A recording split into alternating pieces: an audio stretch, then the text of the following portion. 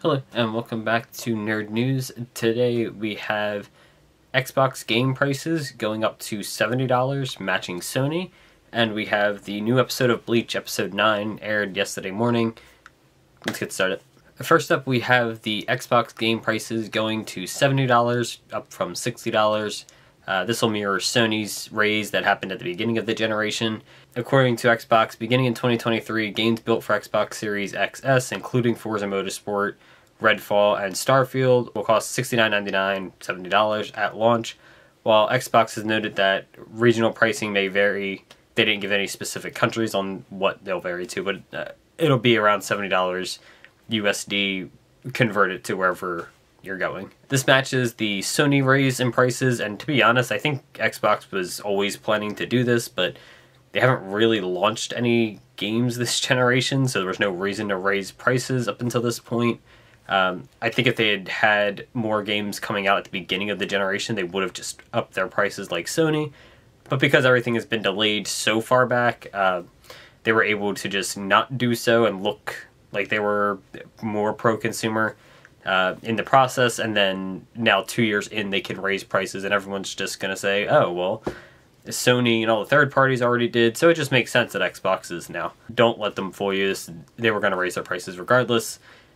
And I mean, it's fine. Like, it is what it is. I don't think $70 is that bad for a game. It's still reasonable. It's a $10 increase. It's not the end of the world, but at the same time, Xbox hasn't put out a game all generation. Xbox hasn't put out a really good game all generation. I know technically we got Halo, but that came with all kinds of problems. We had a Forza game, but that's really it.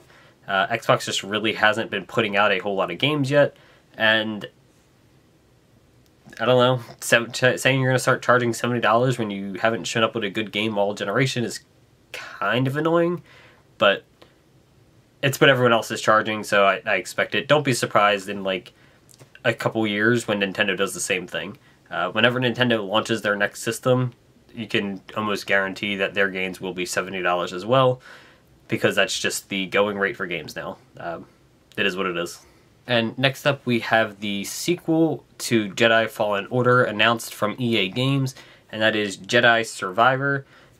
This will be shown off during the Game Awards this Thursday, which, cool. I don't know why they had to announce it now. They could have it would have been a really good surprise to see Thursday at the Game Awards, since the Game Awards usually not particularly great. At least the last couple of years haven't been very good. So it would have been really cool to see that as a surprise. But we already know about it, so now it's not as interesting. It's still neat. I can't wait to see the game. I did like Fallen Order quite a bit. So, cool, but I feel like they just kind of deflated the surprise a little bit. And since we didn't actually see anything, there's not really anything to talk about it with it right now. It just kind of kills the hype a little bit for me right now. For the Game Awards specifically, because, this is big. This is a cool thing to see, but we already know about it, so now we just wait till Thursday to find out. I don't know, it's a little weird. They didn't really have to announce this now. They could have just waited. It's not like you got any real information anyway. And lastly for today, we have Bleach Episode 8, and like always, this will be spoiler-filled talk discussion about the episode, and I thought it was really good. Liked seeing Unohana fight Zaraki. That was really cool. I'm not as interested in the Squad Zero stuff as everyone else seems to be, but mostly because I feel like it's very rushed, and honestly they didn't really change a whole lot in the Squad Zero story so far. We kind of just rushed through Ichigo and Renji being sent to the cooking lady's house. I can't remember her palace. I don't remember her name right now. And that's fine. It's not like nothing. It's not like anything really happens there anyway. They just eat and that's it. It was fine, I guess. I wasn't really a big fan of this part of the story in the manga anyway, so comparing it to the manga, I think it's good. They're doing a good job of keeping pace and kind of keeping things moving, but I honestly wasn't a big fan of this part of the manga to begin with, because it feels kind of rushed. We're not really learning or seeing anything in Squad Zero. They're just shuffling through the characters and what they're there to do, and then we get spliced with Unohana fighting Zaraki, which is really cool. That's a good fight. But honestly, I would have preferred if they just separated them into 2 separate episodes, do a whole, a quicker or more run through of all this extra stuff and kind of condense the Zaraki fight into one episode. I know that's not how the manga did it, and there may be some complications with that, but this back and forth is kind of annoying. They did end the majority of the episode with the Zaraki stuff, though, so I guess that's fine. Overall, it was a decent episode. It wasn't anything spectacular like some of the past few episodes have been, but we honestly can't expect every episode to be as good as the last, like, well, not counting last week's episode, the 3 episodes before that.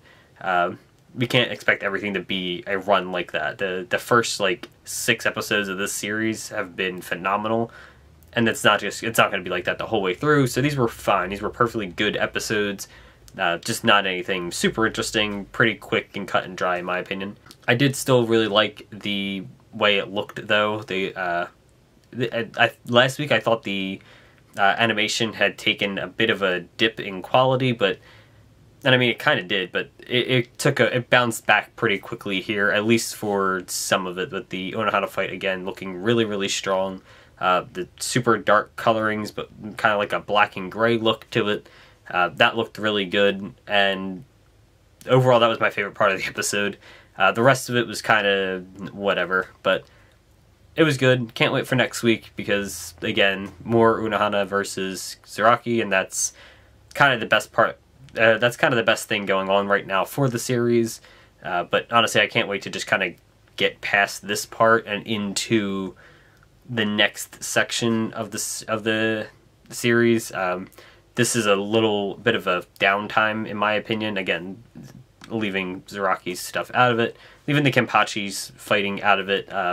This next little section here is a little slow. I'm more looking forward to what comes after this, and that'll probably be in like 2 weeks, 3 weeks, which is fine. I can wait 3 weeks and then get to the good part. It's only like 5 episodes total that we had a bit of a downtime, and that's not that big of a deal. Anyway, that's all for Nerd News today. Thanks for watching. Don't forget to like, comment, subscribe down below. Bit of a shorter episode today. I'm not particularly feeling well, and there wasn't a whole lot of news. I didn't want to ramble too long about any of these topics. They weren't particularly interesting, although Bleach was fun. The other two were kind of whatever. Not a whole lot happening today. That's fine. We have the Game Awards coming Thursday, and I can't wait for that. Let me know down below what you think will be shown off at the Game Awards, even though we didn't really talk about that today for the news story, because it's not really news. Let me know what you think will be shown off in the Game Awards, and we'll be back tomorrow with more Nerd News. Bye.